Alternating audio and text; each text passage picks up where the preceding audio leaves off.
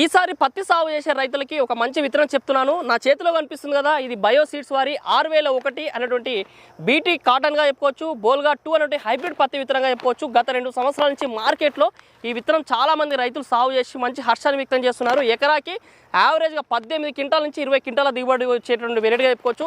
నల్లరేగడి నీళ్లు, అదేవిధంగా నీటి యాజమాన్య పద్ధతులు, అదేవిధంగా సరైన సమయంలో ఎరువులు, పిచికారి మందులు స్ప్రే చేసుకుంటే ఎకరాకి 20 క్వింటాల వరకు కూడా దిగుబడి తీసుకోవచ్చు.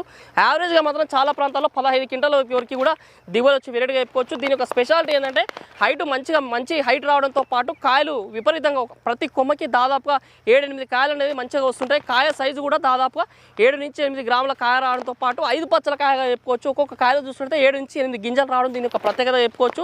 దీని తర్వాత కాయలు వచ్చిన తర్వాత కూడా మనం ఈజీ పికింగ్ కాటన్గా చెప్పుకోవచ్చు. ఎందుకంటే కూలీల సమస్య మనకి ఎక్కువ ఏంటంటే తీసే టైంలో సగం కాటను ఆ కాయలకే చిక్కుతుంది. కానీ ఇది ఈజీగా మనకి చేతులకి రావడం వల్ల కూలీలు కూడా ఎలాంటి ఇబ్బంది పడరని చెప్పుకోవచ్చు. ఇది ఎకరాకి 3 ప్యాకెట్ల చొప్పున వాడుకోవచ్చు. 475 గ్రాముల విత్తనం మోతాదు ఉంటుంది.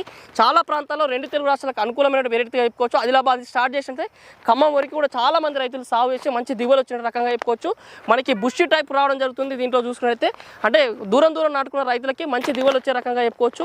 అధిక కొమ్మలు, అధిక కాయలు, అధిక దిగుబడి వచ్చే రకంగా చెప్పుకోవచ్చు. ఈ బయో సీడ్స్ వారి 6001 అనేది. మరి మీ ప్రాంతాల్లో కూడా మీరు ఎలాంటి విత్తనం సాగు చేస్తారు? ఎవరైనా సరే బయో సీడ్స్ వారి 600 విత్తనం సాగు చేసినట్లయితే కామెంట్ రూపంలో మీకు వచ్చే దిగుబడిని అభిప్రాయాలు తెలియజేయండి.